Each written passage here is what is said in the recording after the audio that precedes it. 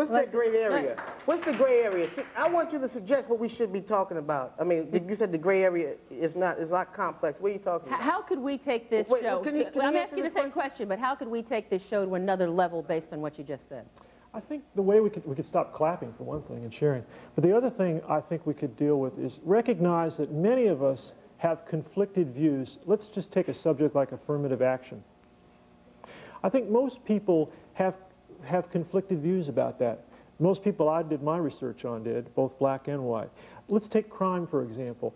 I found that in going into the projects in Newark, that's where people were, in general, far more conservative about law enforcement than they were in the white communities. And why are they more conservative there? Because most of the time in those projects, it's black people who are far more victimized. But we haven't recognized the fact that within the black community that there is, say, perhaps a call for far more law enforcement in these communities. How we do it is a whole other story, perhaps. But I think we have to get to a plane where we start talking about genuine issues and stop. Genuine issues like affirmative action. Well, let me get to Ed. Go ahead, Ed. Let me do two things, sir. I think what you've done is you've gotten yourself way out on a limb, and you confuse that as being the whole tree. Certainly there's an element of truth in what you're saying in that the media has some contribution to every last facet of American life. But for you to dismiss the underlying issues that are deeply rooted, that racially divide this country, as simply a nuance of media sensationalizing and polarizing is to demonstrate the fundamental failing of most academicians, and that issue's been outside the real world This is too where long. the conversation isn't working, because he said I dismissed it. I didn't dismiss it. Well, wait a minute. This is where it does work, because the thing is, you are not held responsible for what you said. You are held responsible for what the people in that audience and the people on the other side of that camera hear you say.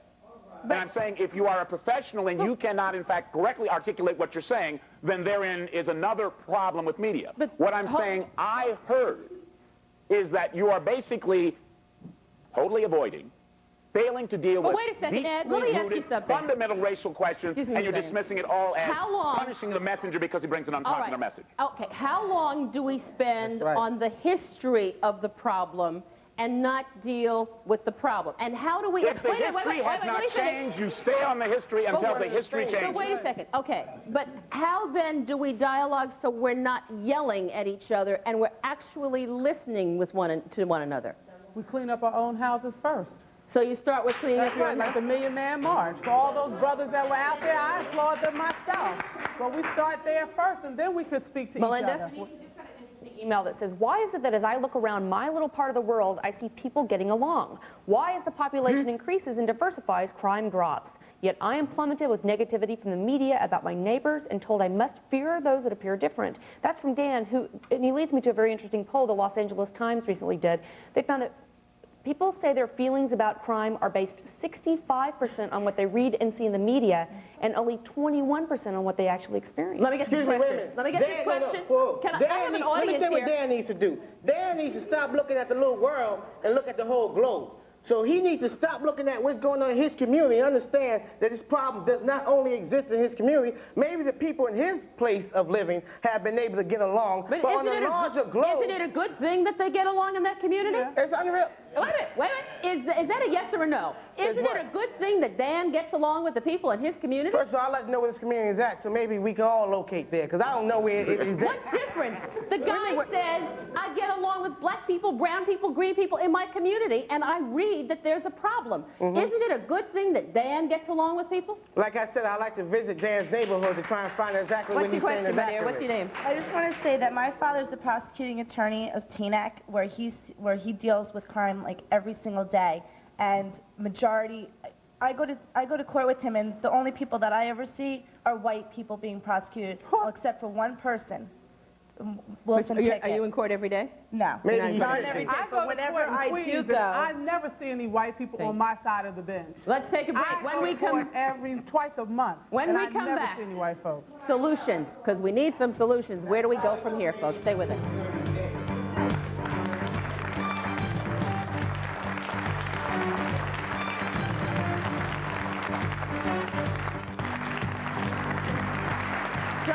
Susan Hinkle. She's founder and coordinator of the Diversity Resource Collaborative of Greater New York. It's a group that teaches racial sensitivity. Susan, what do we do?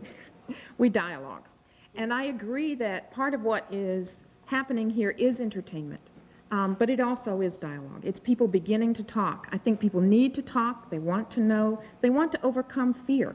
And there is racism in this country. It's deep, it's profound, and we have to start with that as a given, whoever we are. And then when we start the dialogue, how do we talk about it? Do we talk about it just on television shows? How do people deal with it in their respective communities? We need to talk about it in our communities, in our schools. We have to give people permission to talk about it, to yell about it, to get angry about it.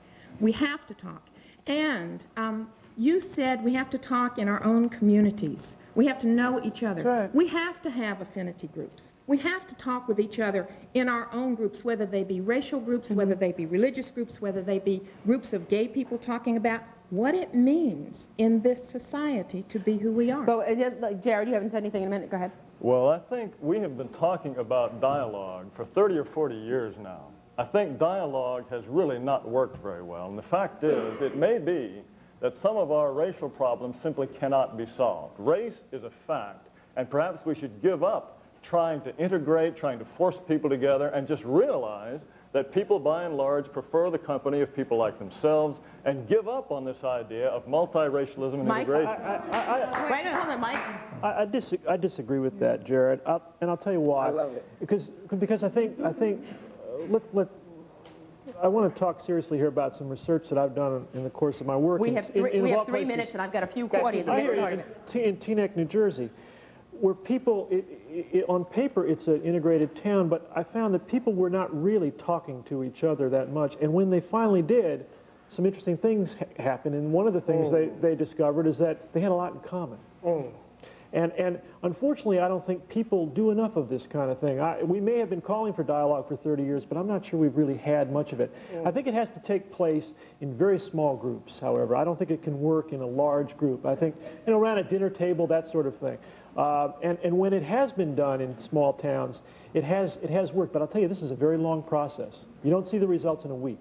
Yeah? I think also I would add to that we've had dialogue, and then we had the dialogue break down, and then we've had dialogue. When America has been moving forward, there has been dialogue. When it has stopped, then we have seen the breakdown of society. Exactly. We have to keep talking, and we can't just talk. We have to change policy. We have to change practice.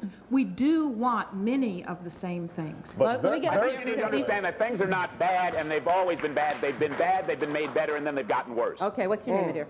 My name is Lori, and what I feel with Brother Prophet, if you want a solution and you want something to change, you have to change your attitude, because your attitude is directing towards white people, saying that it's all our fault. But no matter what you do, no matter what color you are, no matter who you are, if you're going to do something, you have to take the blame for it. Can I ask her a question? Please stand up again.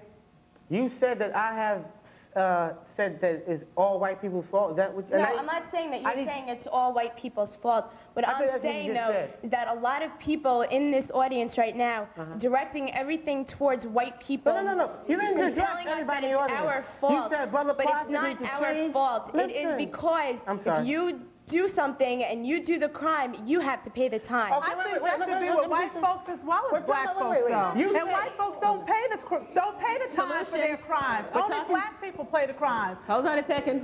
Solutions. We're talking solutions. No, it's not your fault, but it's your justice system's fault. That if I go in protecting a child in my community, but let me tell you, when they changed it with O.J. Simpson, when they changed it with O.J. Simpson, they gave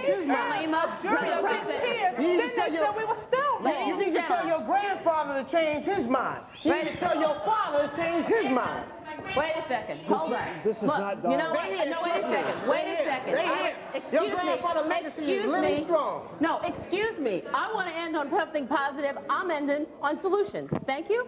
Wait, you need to tell that to her. So solution? Wait, come on. Wait, Denise, you gonna tell me that the solution is for me to change my mind? Go ahead. The solution is that in the United States, in New York City, every day people get together and they get along. There are problems, and we have to uncover the problems and accept them for what they are. Racism does exist, but you can't just say that it's going to be resolved through a dialogue. You can't? No, Thank you can't. very much for being with us. I'd like to welcome our viewers on Cox Cable in Cleveland, Ohio, and thank them for watching News Talk Television.